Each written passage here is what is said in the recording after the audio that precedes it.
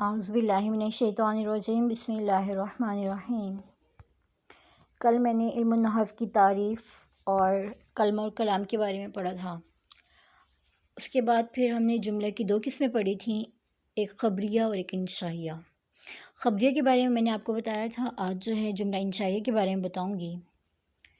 جملہ انشائیہ وہ جملہ ہے جس کے کہنے والے کو سچا یا جھوٹا نہ کہہ سکے، کیونکہ انشاء کا معنی ہے ایک چیز کا پیدا کرنا، اور یہ جملہ بھی ایک کام کے پیدا کرنے کو بتاتا ہے۔ سچ یا جھوٹ کو اس میں دخل نہیں، جیسے اضرب یعنی ضرب کو پیدا کرو، ضرب کو پیدا کرو۔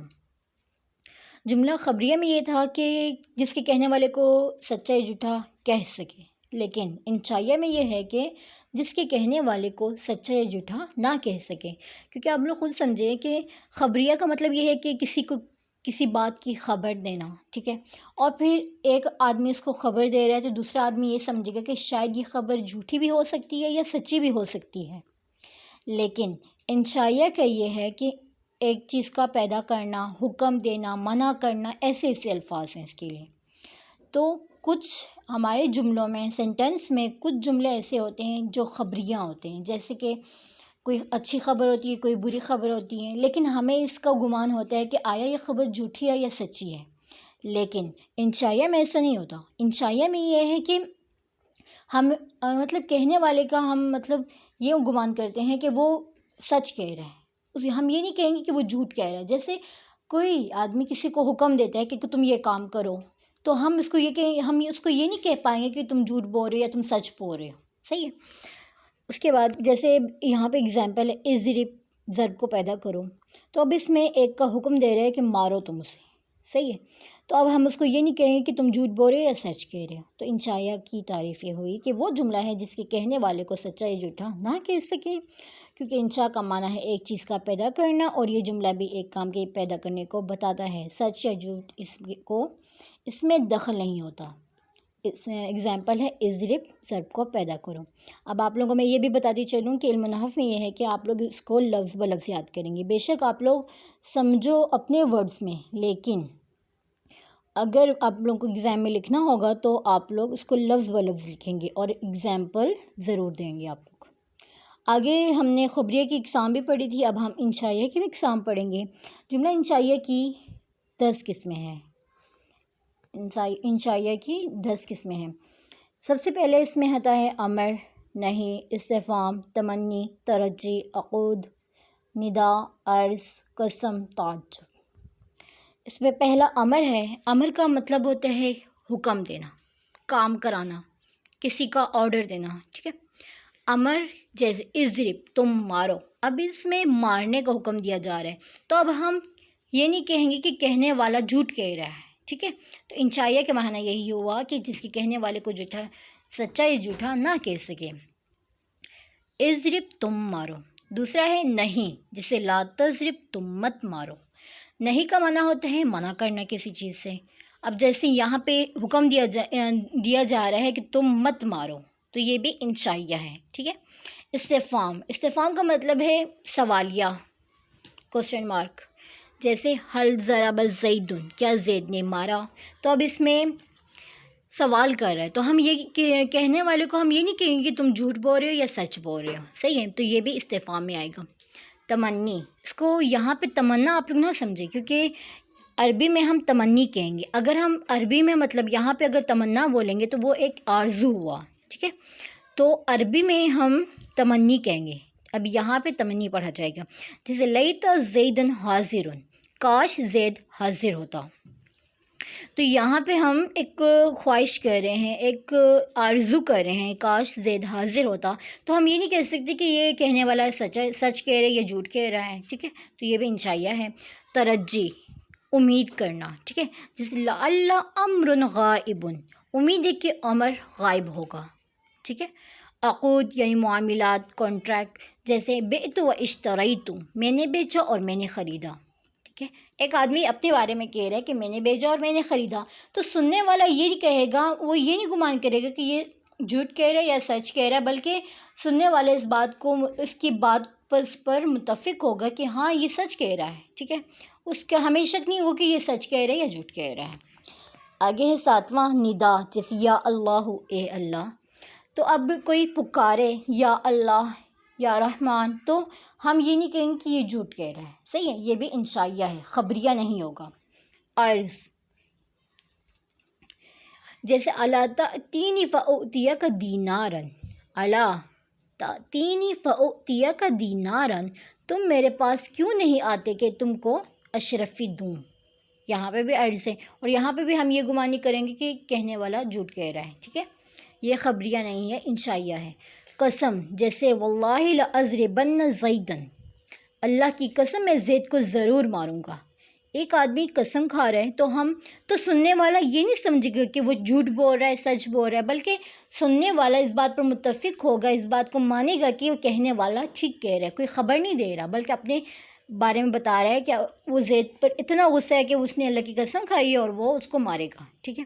تو یہ بھی انشائیہ ہے، خبریہ نہیں ہے. جیسے کہ میں نے آپ کو شروع میں بتایا کہ ہمارے روزمرہ زندگی میں کچھ الفاظ ایسے ہوتے ہیں، کچھ ورڈز ایسے ہوتے ہیں، کچھ جملے ایسے ہوتے ہیں، کچھ سینٹینس ایسے ہوتے ہیں کہ ہم کچھ خبر کے الفاظ ہوتے ہیں، جیسے کسی کو ہم کچھ بتا رہے ہوں اور پھر ہم یہ باقی سننے والے یہ بھی گمان کرتے ہیں کہ آیا وہ خبر دینے والا جھوٹ بھی کہہ سکتا ہے، کیونکہ بندے کو سننے والے کے دل میں یہ شک ہوگا.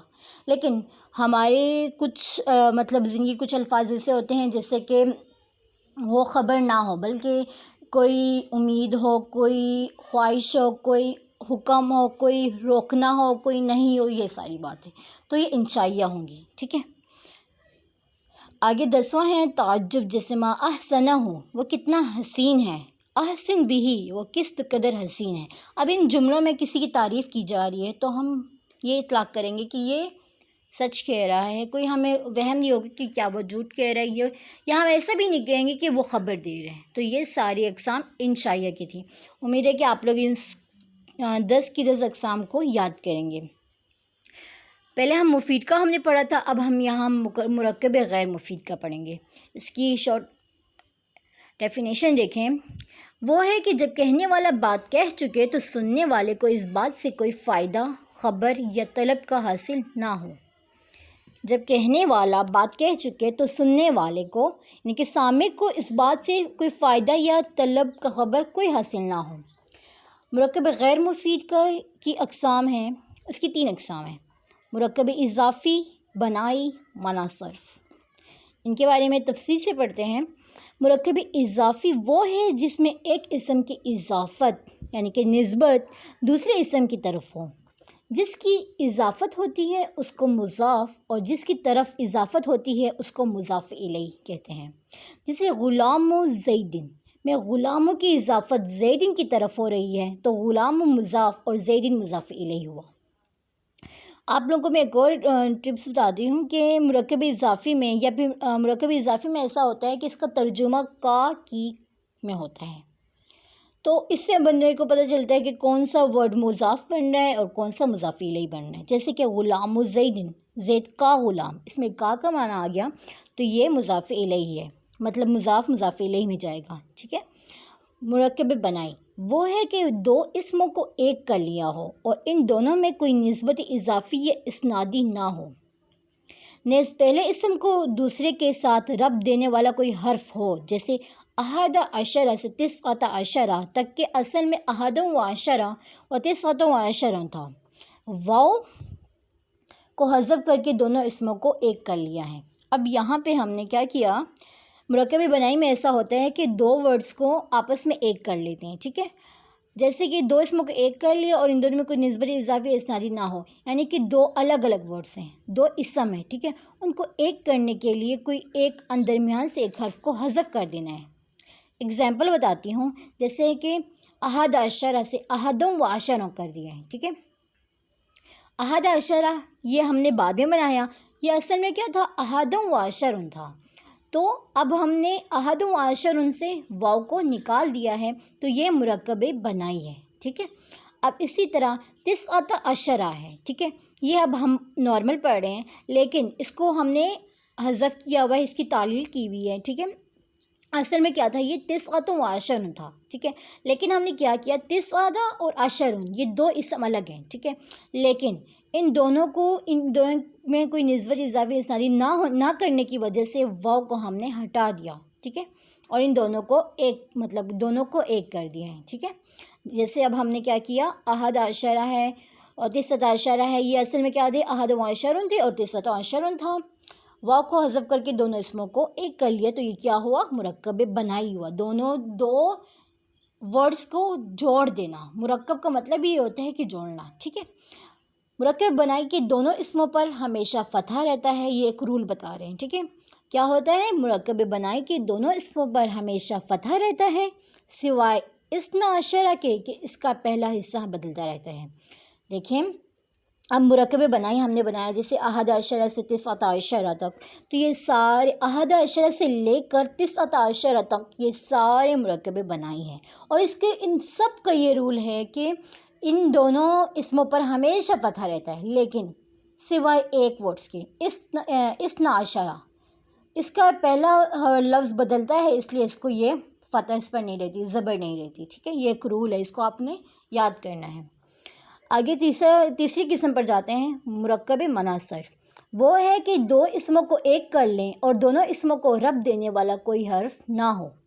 کیا کہتے ہیں، دو اسموں کو ایک کر لینا اور دونوں اسموں کو رابطہ دینے والا، جوڑنے والا کوئی حرف نہ ہو۔ جیسے بالا بکہ، کہ ایک شہر کا نام ہے جو بالا اور بکہ سے مرکب ہے۔ بالا ایک بت کا نام ہے اور بکہ بانی شہر، بادشاہ کا نام ہے، یعنی کہ شہر کو بنانے والے بادشاہ کا نام ہے۔ تو اب یہاں پہ آپ کو پھر سے میں بتاتی چلوں، مرکب بنائی میں یہ ہوا تھا کہ واو کو ہم نے حذف کر دیا تھا، کیونکہ اب واو ہی وہ چیز تھی جو دو لفظ کو، دو اسموں کو جوڑ رہی تھی، اس میں واو تھی، ٹھیک ہے۔ اس میں ایک حرف تھا رب دینے والا، اور اس کو ہم نے ہٹایا، اس کو حذف کیا، تب احد عشرہ بنے، ٹھیک ہے۔ اب منع صرف میں یہ ہے کہ دو اسموں کو ہم ایک کریں گے لیکن اس کو رب دینے والا کوئی حرف نہیں ہوگا۔ جیسے بالا بکہ، بالا ایک الگ ورڈ ہے، بکہ الگ ہے، لیکن ہم نے ان دونوں کو کمبائن کر لیا ہے، جوڑ دیا ہے، ٹھیک ہے۔ بالا بکہ کر دیا ہے، ایک شہر کا نام ہے جو بالا اور بکہ سے مرکب ہے، بالا اور بکہ سے مل کر بنا ہے، جڑا ہے دونوں سے، ٹھیک ہے۔ بالا ایک بت کا نام ہے اور بکہ بانی شہر، بادشاہ کا نام ہے۔ تو آپ لوگ کو سمجھ آ گئی ہوگی کہ منع صرف کسے کہتے ہیں، اس کی آپ لوگ ڈیٹیل میں پھر پڑھنا۔ مرکب منع صرف کا پہلا حصہ، اب یہ رول بتا رہے ہیں آپ لوگوں کو، ٹھیک ہے۔ مرکب منع صرف کا پہلا حصہ ہمیشہ مفتوح ہوتا ہے، پورا جملہ نہیں ہوتا۔ کہہ رہے ہیں کہ پہلا حصہ صرف مفتوح ہوتا ہے، اس پر صرف اور صرف پہلے حصے پر فتح ہوتی ہے، یعنی کہ زبر ہوتی ہے، پورا جملہ مفتوح نہیں ہوتا، مطلب کہ پورے جملے پر زبر نہیں ہوتی۔ اگزامپل سمجھے، غلام زید حاضر، ٹھیک ہے۔ میں غلام زید، جیسے غلام زید حاضر میں غلام زید، جا احد عشرہ رجلا میں احد عشرہ، ابراہیم ساکن بال بکہ میں بال بکہ، ٹھیک ہے۔ اب یہ جو ہے مرکب منع صرف ہے۔ اب ترکیب دیکھیں ان کی، ہر ایک کی ترکیب اس طرح ہے، غلام مضاف، زید مضاف الیہ، مضاف اور مضاف الیہ مل کر مبتدا، حاضر خبر، مبتدا خبر مل کر جملہ اسمیہ خبریہ ہوا۔ اب یہاں پہ ہم نے یہ، آپ کو میں ایک ہی ٹپس بتاتی ہوں کہ میں نے آپ کو پہلے بھی بتایا تھا کہ مضاف مضاف الیہ تب بنتے ہیں جب کا کی کا ترجمہ ہو، ٹھیک ہے، معنی، جس کا معنی کا کی میں جا رہا ہو، جیسے غلام الزید حاضر، زید کا غلام حاضر ہے، یہاں پہ یہ معنی ہے نا، کا اس میں آیا تو اس کی جو ترکیب ہے وہ مضاف و مضاف الیہ میں جائے گی، ٹھیک ہے۔ غلام و مضاف، زید مضاف الیہ، مضاف مضاف الیہ مل کر مبتدا، حاضر خبر، مبتدا خبر مل کر جملہ اسمیہ خبریہ ہوا۔ آگے کی کرتے ہیں، جاء احد عشر رجلا، ٹھیک ہے۔ جاء فعل، اب اس کا پہلے میں معنی بتاتی ہوں، جاء احد عشر رجلا، آئے 11 آدمی، ٹھیک ہے، آئے 11 آدمی، آنا کام ہوتا ہے، ٹھیک ہے۔ تو اب یہاں پہ دیکھیں، جاء آنا ایک کام ہے تو اس کو فعل کہیں گے، جاء فعل، احد عشرہ ممیز، رجلاً تمیز۔ اور آپ کو میں ایک اور بات بتانا بھول گئی کہ جہاں گنتی کے ورڈز ہوں، جیسے 11، 12، 14، 15، یہ اگر ورڈز ہوں، مطلب کہ گنتی والا ورڈز آ جائیں، گنتی والے جملے آ جائیں، تو ان کی ترکیب ممیز اور تمیز میں جائے گی، ٹھیک ہے۔ جاء فعل احد عشر ممیز رجلا تمیز، ممیز تمیز مل کر فاعل ہوا، فاعل مل کر جملہ فعلیہ خبریہ ہوا۔ ابراہیم الساکن بالبکہ، ابراہیم مبتدا، ساکن مضاف، بالبکہ مضاف الیہ، مضاف الیہ مل کر خبر، مبتدا خبر مل کر جملہ اسمیہ خبریہ ہوا۔ اب ان کے تو معنی میں نے بتایا نہیں آپ لوگوں کو۔